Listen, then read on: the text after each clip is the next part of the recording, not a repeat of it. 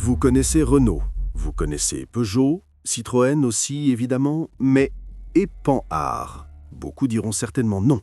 Pourtant, c'est elle qui a tout inventé.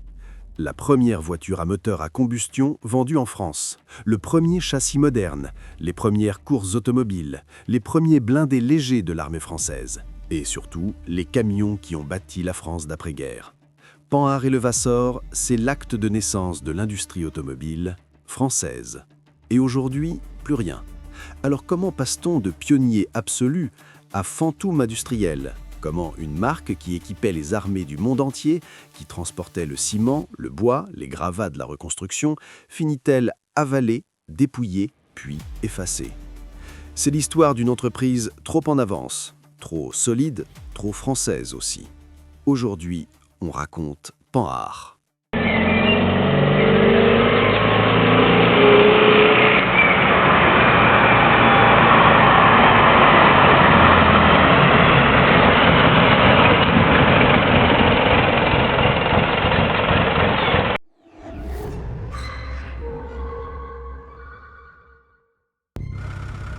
Les origines de Panhard et Levassor. On est en 1887, Paris, avenue d'Ivry. René Panhard et Émile Levassor dirigent une petite entreprise de machines-outils. Rien de glorieux, du matériel pour scier, des courroies de transmission, de la mécanique de précision pour l'industrie du bois. Solide, fiable, mais totalement anonyme. Ces deux-là ne rêvent pas de voitures. Ils fabriquent des outils pour construire, des machines pour ceux qui bâtissent. Et puis un jour, Édouard Sarrazin, avocat parisien et représentant de Gottlieb Daimler en France, leur propose un truc complètement fou. Abandonner les scies pour fabriquer des moteurs à essence sous licence allemande. Sarrazin meurt peu après, en 1887. Sa veuve, Louise, récupère les brevets de Daimler et épouse Levassor en 1890. Romantique peut-être, mais surtout stratégique. Les brevets passent officiellement dans l'escarcelle de Panhard et Levassor. La machine est lancée. Alors, en 1891, la première automobile française produite par Panhard et Levassor est commercialisée. C'est la première voiture française vendue au public avec un moteur à combustion interne placé à l'avant et une transmission par chaîne vers les roues arrière. Ça paraît évident aujourd'hui, mais à cette époque, personne ne faisait ça. Les autres mettent le moteur sous le siège, comme une calèche. Mais le Duo met le moteur devant. Ça dégage de la place, ça crée un équilibre. C'est le système Panhard et il va devenir la norme mondiale pendant un siècle. Levassor, pragmatique, aurait dit quelque chose comme « c'est brutal, mais ça marche ». Et ça marche tellement bien qu'en 1894, lors du concours Paris-Rouen, considéré comme la première compétition automobile de l'histoire, Panhard et Peugeot se partagent le premier prix ex aequo. Le premier à l'arrivée est une de Dillon-Bouton à vapeur, disqualifiée car non conforme aux critères de l'idéal. Et au final, Peugeot et Panhard sont jugés les plus proches de cet idéal. Plusieurs Peugeot se terminent bien placés, mais c'est un succès partagé pour le moteur à essence. Continuons en 1895, lors de la folle course Paris-Bordeaux-Paris, sur plus de 1200 km. Levasseur conduit 48 heures et 48 minutes non-stop, seul au volant. Il arrive premier, avec 6 heures d'avance sur le deuxième. Il sera disqualifié pour une histoire de règlement. Sa voiture n'était pas une 4 places réglementaire. Mais tout le monde retient une chose, là, ça ne casse pas. À partir de là, c'est un rouleau compresseur. C'est la marque qui est derrière l'invention du volant de direction moderne. Avant, c'était un levier. La boîte de vitesse à engrenage, fini les chaînes qui sautent. Le châssis allongé en acier embouti, léger, rigide, reproductible. Il n'a pas juste participé à l'histoire de l'automobile, elle l'a écrite. Mais René et Émile Levasseur ne sont pas des rêveurs, ce sont des ingénieurs. Et ils savent une chose, si l'automobile est un joujou pour riches, le camion est une nécessité économique. Dès les années 1895-96, il produit des utilitaires légers, puis de vrais camions dès 1999. Mais c'est vers 1906, avec les premiers camions de série type K, dont des 2 tonnes, et un catalogue dédié aux utilitaires en 1908, que la production prend vraiment son essor. Ce camion, c'est un monstre de simplicité. Moteur 4 cylindres en ligne, robuste, réparable partout. Transmission par chaîne, bruyante mais incassable. Châssis en acier riveté, capable de supporter 2 à 3 tonnes de charge utile. Roues pleines en bois cerclées de fer, remplacées plus tard par des pneumatiques Michelin. Il roule sur les pavés parisiens, dans la boue des chantiers, sur les routes défoncées de province. Il transporte du ciment, des briques, du charbon, du bois de charpente, et il ne tombe jamais en panne, du moins selon la légende de sa robustesse. Il propose des camions robustes pour les colonies. Modèle renforcé, parfois 4x4, avec une garde sol augmentée, un différentiel renforcé, une boîte courte, il passe partout en Afrique du Nord ou en Indochine. Les autocars et autobus qui équipent les lignes de la RATP et les compagnies privées, disposant d'un design élégant avec une fiabilité reconnue. À Paris, dans les années 30, un bus sur 3 est un Panhard. Ces camions ne sont pas spectaculaires, il faut l'avouer, et en plus, ils ne vont pas vite. Mais ils travaillent, jour après jour, année après année. Les gars du BTP les adorent. Pas de chichi, pas d'électronique capricieuse, juste un moteur qui tourne, une transmission qui encaisse et un châssis qu'on peut souder sur place si besoin. Ça se répare au marteau. Et dans les années 30, c'est exactement ce qu'on demande à un camion de chantier. Mais voilà, en 1939, la guerre éclate. Les usines sont réquisitionnées, la production militaire explose. Camions, blindés, moteurs pour chars, Panhard devient un arsenal. Et en 1940, les Allemands envahissent Paris. Les usines avenue d'Ivry sont occupées. Elles produisent désormais pour la Wehrmacht. Des camions, des moteurs, sous surveillance allemande. À la Libération, Panhard est bombardé par les Alliés. Les usines sont en ruine. Les modèles phares. De la Dina au camion, de la route au chantier. 1945. La France est en ruine. Les ponts sont coupés, les routes détruites, les usines bombardées. Il faut tout reconstruire, et vite. Mais il y a un problème. Il n'y a plus d'acier. Pas assez en tout cas. Tout part dans la reconstruction des infrastructures, des trains, des ponts. L'industrie automobile est en bas de la liste. Alors, Panhard fait ce qu'elle sait faire. Improviser intelligemment, comme l'ingénieur pragmatique qui transforme la pénurie en génie pur. La Dina, 1946-1967. L'automobile d'ingénieur. Imaginez, en 1946, Panhard sort la Dina X, cette petite berline compacte à moteur bicylindre à plat refroidi par air, avec une carrosserie en aluminium pur. Un choix forcé au départ parce que l'acier manque cruellement, mais qui devient vite un atout maître, avant de passer partiellement à l'acier dès 1955 pour des raisons de coût de production. Panhard et Levassor transforment cette contrainte en avantage technique magistral. Une légèreté bluffante, avec la Dina X qui ne pèse que 560-615 kg, agile comme un chat sur les routes cabossées, une économie de carburant remarquable, 4,5 litres en 100 km, personne ne s'en soucie encore à l'époque, mais Panhard et Levassor anticipent déjà l'avenir des temps difficiles. Une longévité inégalée, car l'aluminium ne rouille jamais, même après des décennies sous la pluie battante des chantiers ou des campagnes françaises. Le moteur, lui, est un vrai bijou de compacité. 610 cm3 au départ, puis 750 ou 851 cm3 selon les évolutions, délivrant 22 à 42 chevaux, sobre, silencieux et increvable comme un vieux copain de travail. Pas de radiateur fragile, pas de pompe à eau capricieuse, pas de courroie qui lâche au pire moment. La Dina avale 110-130 km/h selon les modèles, une vitesse royale sur les routes défoncées de l'après-guerre, où chaque nid de poule raconte une histoire de bombes et de combats. Au final, la production explose. Environ 47 000 exemplaires pour la Dina X de 1948, environ 141 000 pour la Dina Z de 1954 et à peu près 166 000 pour la PL17 de 1959, soit un total familial dépassant les 350 000 unités. Pas mal du tout pour une marque déjà taxée d'élitisme par les foules. Mais la Dina, c'est une voiture d'ingénieur pur jus, pas un coup de marketeur tape à l'œil. Brillante techniquement, elle manque cruellement du sex-appeal populaire de la 4CV Renault ou de la 2CV Citroën, ces icônes du peuple. Panhard et Levassor, c'est toujours la raison froide avant l'émotion brûlante. Et dans le grand public d'alors, ça ne pardonne pas. Les cœurs battent pour le charme populaire, pas pour la précision d'horloger. La PL17 et la 24 CT. Vers les années 60, Panhard et Levasseur tentent pourtant de monter en gamme, de conquérir les cœurs avec un soupçon d'élégance. La PL17, lancée en 1959, arbore une carrosserie dessinée par Louis Bionnier, ce génie qui bossait chez Citroën, propulsée par un moteur bicylindre maison de 851 cm3 avec un aérodynamisme poussé à l'extrême. Une vraie GT populaire, allant à 140 km/h avec seulement 50-60 chevaux, un miracle d'efficacité. Elle plaît follement aux connaisseurs, aux pilotes de rallye. Mais le grand public, il rêve encore une fois d'une DS Citroën ou d'une 404 Peugeot, plus fluide et familiale. Panhard et Levasseur reste trop bizarre, trop original, trop en avance sur son époque.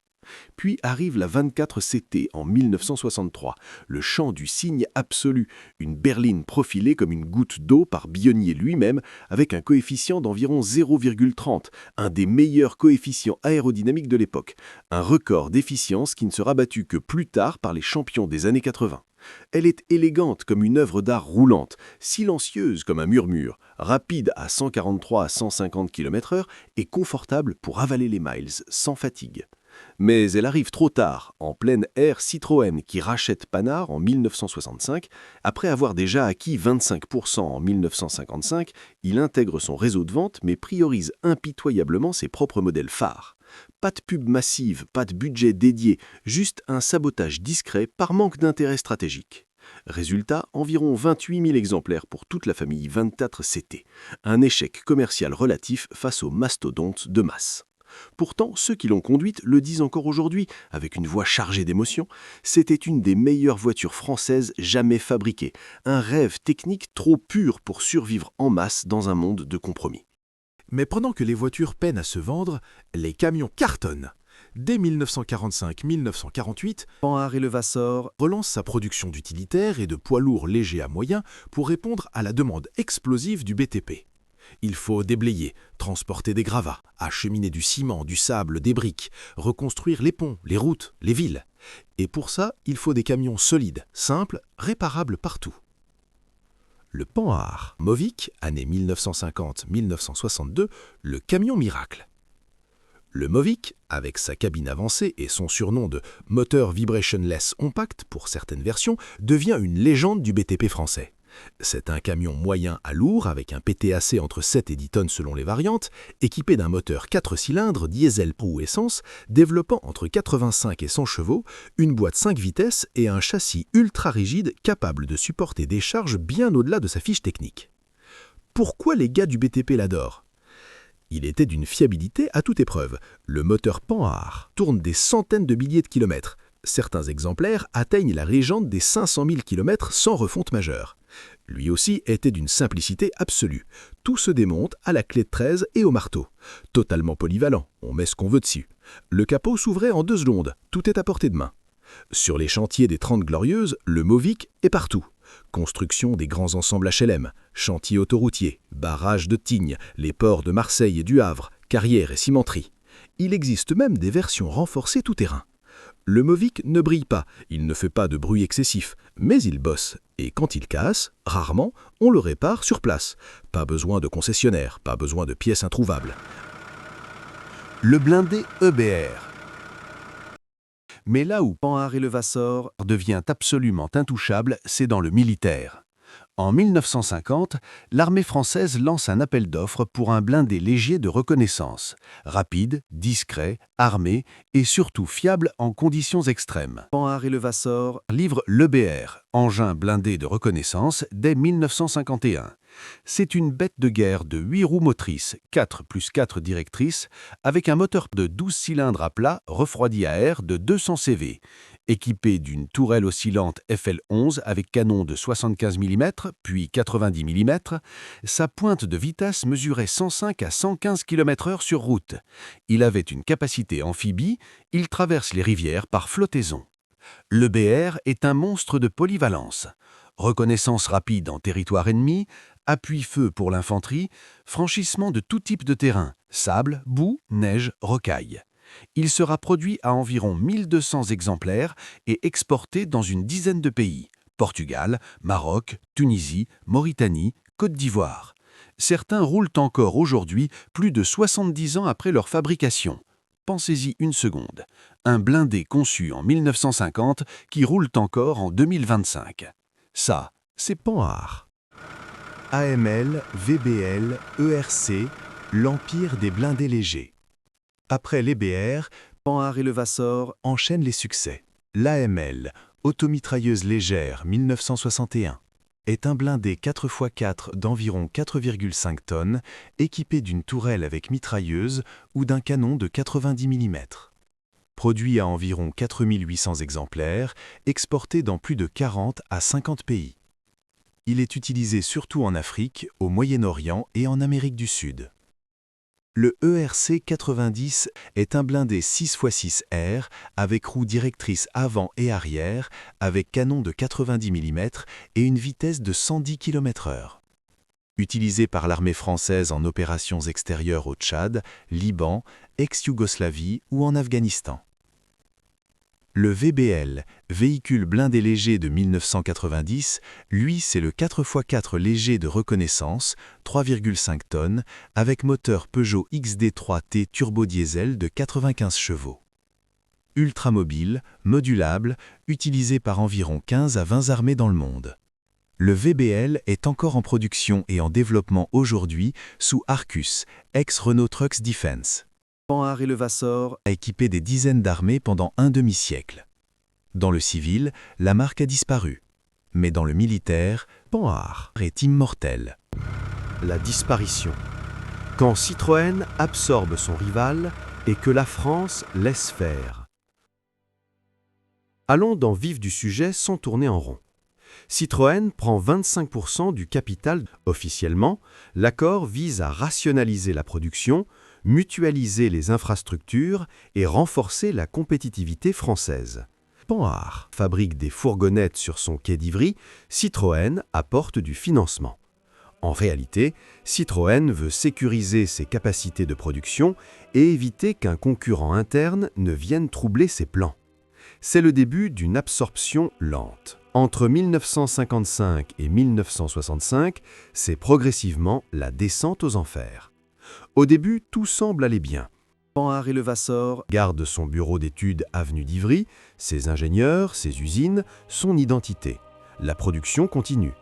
Mais en coulisses, Citroën resserre les taux méthodiquement.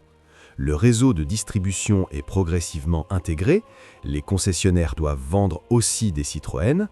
La publicité pour Panhard devient quasi inexistante. Zéro campagne nationale, zéro présence marquée au salon. Les cadences de production ne sont pas augmentées même quand la demande existe. Citroën préfère réserver les lignes pour ses propres modèles, notamment les utilitaires. Les propositions de nouveaux modèles, berlines modernes, coupés sport, break, sont systématiquement refusées pour ne pas concurrencer l'ADS ou la future GS. Pourquoi ? Parce que Citroën refuse tout concurrent interne. L'ADS doit régner seul sur le haut de gamme. Panhard et Levassor, avec son style trop original et sa clientèle fidèle mais limitée, devient un doublon gênant. On l'asphyxie doucement, les ingénieurs protestent, les patrons de Panhard et Levassor alertent, rien n'y fait. En 1965, Citroën prend le contrôle total du capital. Pierre Bercot, PDG de Citroën, annonce la décision. Panhard et Levassor se concentrera désormais sur le militaire. Traduction, on arrête les voitures civiles. 1967, la fin des automobiles. Le 20 juillet 1967, la dernière Panhard 24 quitte les chaînes. C'est le chant de fin. Les ouvriers apprennent la nouvelle par la presse. Certains pleurent. Une époque s'éteint. Mais ce n'est pas seulement les voitures. De l'autre côté, les camions piliers du BTP depuis des décennies sont eux aussi condamnés. Dès la fin des années 50, le renouvellement des modèles ralentit. Pas d'investissement majeur, pas de nouveaux moteurs, pas de cabines modernes. Citroën priorise ses utilitaires légers sur les usines d'Ivry. Les poids lourds Panhard perdent du terrain face à Berliet, Saviem, Willem.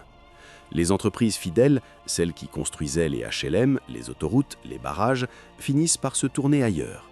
En 1967, Panhard et Levassor arrêtent définitivement la production de camions civils. Les derniers utilitaires quittent les chaînes cette même année. Fin d'une lignée. Des milliers de camions increvables continueront pourtant de rouler sur les chantiers français encore 10 à 15 ans. Mais il n'y en aura plus jamais de nouveau. Ironie de l'histoire, Citroën, qui a absorbé et tué, finit par sombrer à son tour. En 1974, criblé de dettes après le fiasco du moteur rotatif Wankel et les coûts exorbitants de la GS et de la CX, Citroën est sauvé in extremis par Peugeot. Peugeot rachète d'abord 38% du capital fin 1974, puis monte à près de 90% en 1976. Naissance officielle de PSA Peugeot Citroën. Peugeot garde la marque Citroën vivante et enterre définitivement ce qui restait de Panhard dans le civil. Les bureaux d'études sont fermés. Les brevets sont absorbés. Les archives sont dispersées ou perdues. Le nom Panhard et Levassor devient une coquille vide détenue par PSA, mais sans activité automobile civile. Sauf que le militaire, lui, continue. Panhard et Levassor ne meurt pas tout à fait, devient une marque fantôme.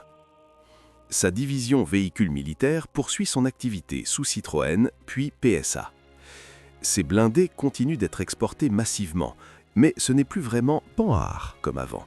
C'est une filiale sans âme, ballottée au gré des restructurations.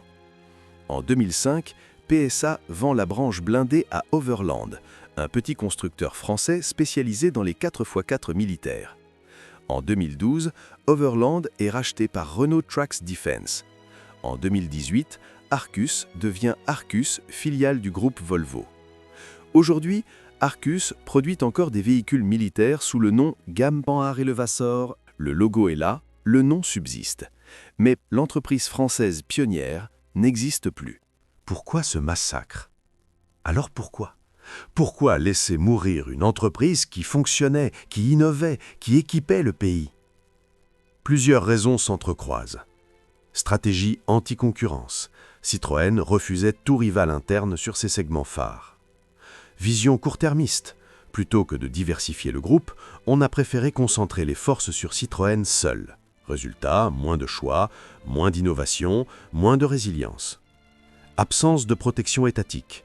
L'État français n'a jamais vraiment soutenu, pas de subventions massives, pas de commandes publiques prioritaires, rien. C'était ringard, du BTP, des bennes, des grues.